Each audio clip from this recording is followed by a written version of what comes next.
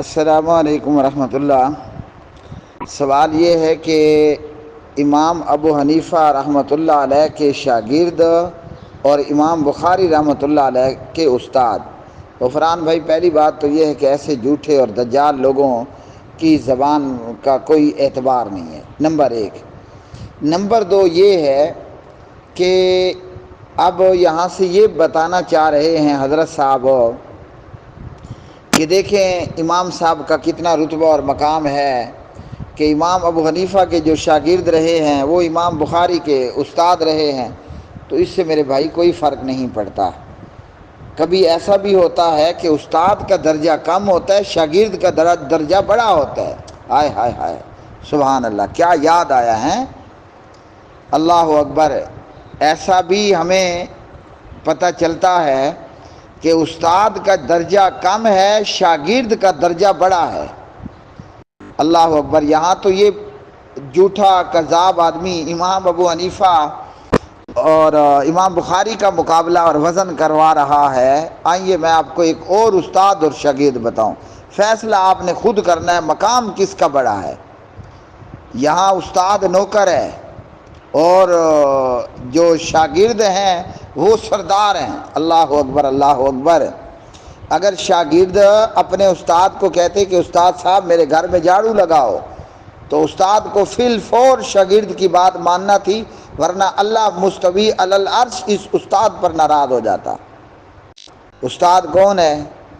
فرشتوں کے سردار حضرت جبریل علیہ السلام۔ اور شاگرد کون ہے؟ خاتم الانبیاء محمد رسول اللہ۔ سب پڑھو صلی اللہ علیہ وسلم۔ اب فیصلہ کر لو کہ شاگرد کا مقام بڑا ہے یا استاد کا مقام بڑا ہے۔ تو اسی طرح چاہے امام ابو حنیفہ ہوں یا ان کے شاگرد ہوں، امام بخاری رحمۃ اللہ علیہ کے مقابلے میں امام بخاری کا رتبہ اور مقام بڑا ہے۔ جتنا کام اللہ نے دین کی خدمت کا امام محمد بن اسماعیل امام بخاری رحمۃ اللہ علیہ سے لیا، امام ابو حنیفہ کو 100 مرتبہ اس طرح کی اور زندگیاں بھی مل جائیں تو وہ امام بخاری کی دھول کو بھی نہ پہنچیں۔ ہاں یہ ضرور ہے کہ امام ابو حنیفہ رحمۃ اللہ علیہ بھی میرے امام ہیں، اور امام بخاری امام محمد بن اسماعیل رحمۃ اللہ علیہ بھی میرے امام ہیں۔ یہاں اس طرح کی باتیں کرنا کہ جناب امام صاحب کے شاگرد امام بخاری کے استاد ہیں تو ہیں، سبحان اللہ، اللہ اکبر اللہ اکبر، ہاں جی ہیں تو ہیں، تو اس سے یہ نہیں ہوتا کہ جناب شاگرد کا مقام کم ہو گیا۔ یہاں آپ کو مثال دی ہے، جبریل استاد ہے، محمد رسول اللہ شاگرد ہیں صلی اللہ علیہ وسلم۔ قرآن کریم فرقان حمید کیا کہتے ہیں؟ وَالنَّجْمِ إِذَا هَوَىٰ مَا ضَلَّ صَاحِبُكُمْ وَمَا غَوَىٰ وَمَا يَنطِقُ عَنِ الْهَوَىٰ إِنْ هُوَ إِلَّا وَحْيٌ يُوحَىٰ عَلَّمَهُ شَدِيدُ الْقُوَىٰ ذُو مِرَّةٍ فَاسْتَوَىٰ وَهُوَ بِالْأُفُقِ الْأَعْلَىٰ ثُمَّ دَنَا فَتَدَلَّىٰ فَكَانَ قَابَ قَوْسَيْنِ أَوْ أَدْنَىٰ فَأَوْحَىٰ إِلَىٰ عَبْدِهِ مَا أَوْحَىٰ مَا كَذَبَ الْفُؤَادُ مَا رَأَىٰ مَا كَذَبَ الْفُؤَادُ مَا رَأَىٰ۔ تو یہ آیات بتاتی ہیں جبریل استاد ہے، اللہ اکبر، محمد رسول اللہ شاگرد ہیں صلی اللہ علیہ وسلم۔ اور جب اللہ تعالیٰ نے معراج میں نماز فرض فرمائی نا میرے بھائیوں، بیت اللہ کے پاس آ کر استاد صاحب نے اپنے شاگرد محمد رسول اللہ صلی اللہ علیہ وسلم کو 2 مرتبہ فرض نماز پڑھائی۔ جبریل امام ہے، محمد رسول اللہ مقتدی ہے، اللہ اکبر اللہ اکبر صلی اللہ علیہ وسلم۔ تو استاد سکھا رہا ہے، شاگرد سیکھ رہا ہے، ہیں جی۔ اسی طرح ہی ہے نا، 2 مرتبہ جناب جبریل نے نبی پاک علیہ السلام کو امامت کرائی، نماز پڑھائی، نماز پڑھا کر پریکٹیکلی محمد رسول اللہ کو سکھائی صلی اللہ علیہ وسلم جیسے ماں اپنے بچے کو نماز سکھاتی ہے، باپ اپنے بیٹے کو نماز سکھاتا ہے، استاد اپنے شاگرد کو نماز سکھاتا ہے۔ فیصلہ کرو کہ فرشتوں کے سردار جبریل کا مقام بڑا ہے یا آمنہ کے لال محمد رسول اللہ کا مقام بڑا ہے صلی اللہ علیہ وسلم۔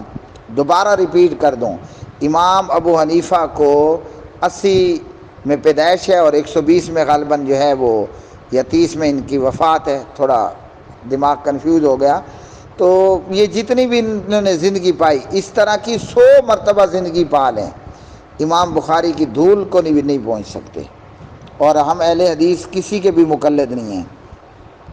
یہ بیوقوف اور احمق ان بدبختوں کو لگتا ہے کہ اہل حدیث امام بخاری کے مقلد ہیں، نہ، ہم کسی کے بھی مقلد نہیں ہیں۔ اگر ہم نے تقلید کرنی ہوتی تو عمر بن خطاب کی کیوں نہ کر لیتے؟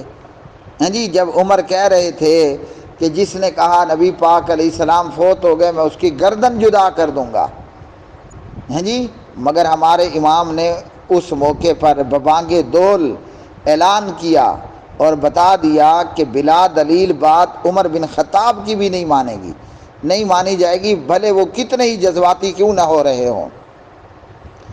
من کان منکم یعبد محمدا فإن محمدا قد مات۔ عمر کے جذبات ہیں اور صدیق اکبر کا خطبہ ہے، جو بھی تم میں سے نبی پاک علیہ السلام کی پوجا کرتا تھا، پیارے نبی علیہ السلام فوت ہو گئے۔ تو ہم امام بخاری کے مقلد کوئی نہیں ہے بھائی، اگر کسی کی بات دلیل کے خلاف ہے وہ چاہے امام بخاری ہو، ہم ان کی بات بھی چھوڑ دیں گے۔ مثال دے دوں جلدی سے، ٹائم تھوڑا ہے، وائس لمبی نہ ہو۔ میں پڑھ رہا تھا فضیلت الشیخ عبدالعزیز بن عبداللہ بن باز رحمۃ اللہ علیہ، اللہ کے ولیوں میں بہت بڑے ولی تھے، عرب کے سابق مفتی ہیں۔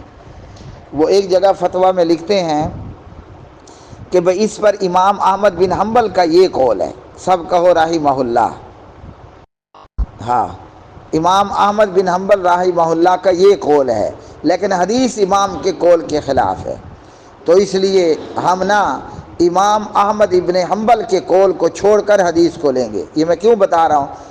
بے وقوف احمق لوگ سمجھتے ہیں کہ جناب سعودی لوگ نا حنبلی المسلک ہیں، احمد بن حنبل کی تقلید کرتے ہیں، تو یہ اہل حدیث کا ایک معیار ہے، اور یہ بھی آپ کو جاننا ضروری ہے کہ امام احمد بن حنبل کو اہل الحدیث کا امام کہا جاتا ہے۔ ویسے تو سارے امام ہمارے امام ہیں، لیکن ان کو بالخصوص کہا جاتا ہے۔